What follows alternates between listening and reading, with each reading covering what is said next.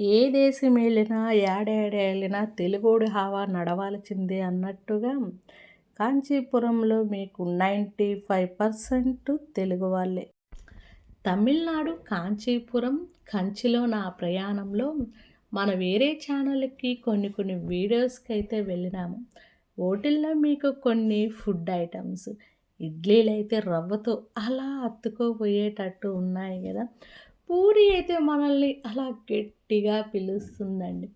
తమిళనాడులో మీరు ఫుడ్‌కి ఇబ్బంది పడాల్సిన అవసరం లే.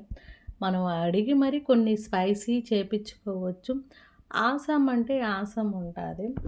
ఇంకా పూరి వచ్చిన తర్వాత మనం చిన్ని మినీ కాంబో అయితే తీసుకున్న టిఫిను. దాంట్లో ఒక వడ, పొంగలి, స్మాల్ ఇడ్లీ సాంబారు ఇడ్లీ, ఒక మసాలా దోస, 2 రకాల చట్నీ, సాంబారుతో మనల్ని వెల్కమ్ పలికింది. తియ్యగా ఏమన్నా కావాలంటే మనకి ఒక సేమియా పాయసం.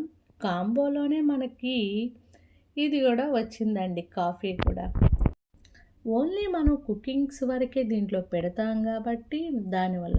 పెరుమాళ్ వెనకాలే మనం బ్యాక్ సైడ్ రూమ్ తీసుకోవటం వల్ల ఆ స్ట్రీట్‌లోనే మా ఫుడ్ అయితే అయిపోయింది.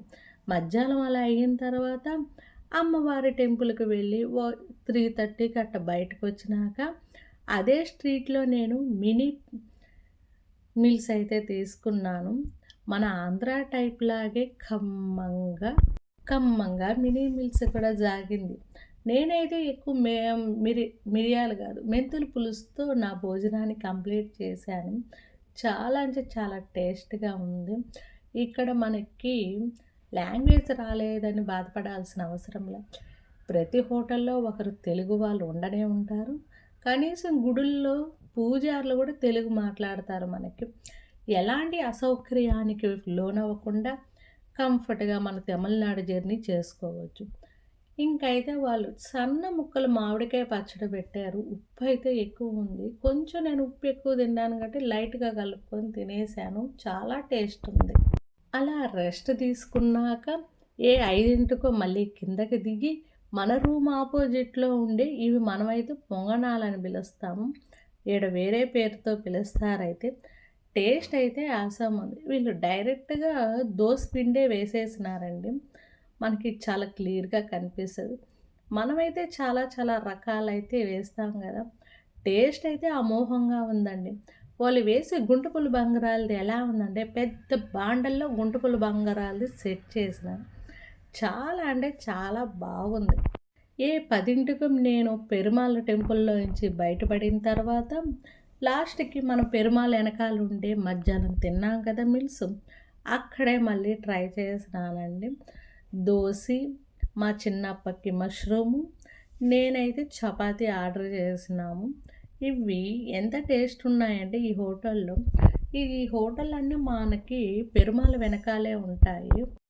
సువిశాలమైన రణగుణ శబ్దాలతో అటు ఇటు కోలాహలంగా సాగే తమిళనాడు మనకి కాంచీపురం ఎంత అందమైనది.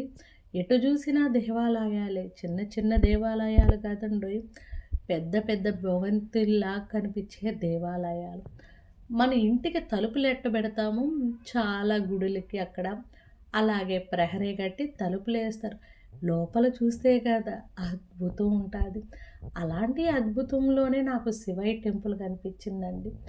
నేను శారీ కోసం 11 గంటలకి కాంచీపురంలో కంచిలో కంచి పట్టు చీరలకి వెతుకుతూ ఉంటే ఒక దగ్గర గుడి ఓపెన్‌గా ఉంటే కొంచెం అలా, మీకు తెలుసు గదా! నేను శివభక్తురాలినని. అలా వెళ్ళినాక ఆ టెంపుల్‌ని అంటే ఆయనే పిలుచుకున్నట్టు అనిపించింది నాకు ఆ టైం. బేసిక్‌గా మనకి ఈ తమిళనాడులో 8, 9 కల్లా అన్నీ క్లోజింగ్ అయ్యే టైం. మష్రూమ్ అయితే చాలా అంటే చాలా బాగుందండి. మీరు బయటికెళ్ళినాక హెవీ భోజనాలనేవి తీసుకోకుండా లైట్ భోజనాలు తీసుకుంటూ మూవ్ అయిపోతూ ఉండాలి. కాంచీపురంలో వన్ డే నా ప్రయాణం చాలా అద్భుతంగా, కోలాహలంగా సాగిపోయింది. ఇంకా అన్నీ తిన్నాక మా చిన్నప్ప కొంచెం పైనాపిల్ జ్యూస్, కొంచెం బత్తాయి జ్యూస్ తీసుకున్నాము. ఎందుకంటే గ్యాస్ ప్రాబ్లమ్ అవుతాదని, కొంచెం రిలాక్స్ చేస్తాదని చెప్పి అనే ఉద్దేశంతో అలా అయిన మా ప్రయాణము ఇంకా రూమ్‌కైతే వచ్చేసామండి. రూమ్‌కి వచ్చేసినాక ఎర్లీ మార్నింగ్ సెకండ్ డే మహాబలేశ్వరానికి మా ప్రయాణం. రూమ్ చెకౌట్ చేసేసి మా రూమ్‌కి ఆపోజిట్ ఉన్న దగ్గరే ఈ హోటల్. ఆ హోటల్ ఎలా ఉందంటే ఈ రోజుకి మనకి పురాతన హౌసులు గానీ, టెంపుల్స్ గానీ ఇక్కడ ప్రాణం పోసుకుంటూనే ఉంటాయండి. వీళ్ళు మన ఆంధ్ర వాళ్ళు. వాళ్ళకి వడ్డిచ్చామి మన నెల్లూరామె.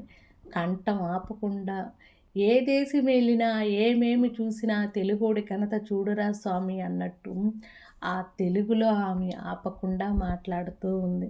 మాకెదురైన చాలామంది 95% మంది మాకు తెలుగు వాళ్ళే ఈ కాంచీపురంలో ఎదురుపడ్డారండి.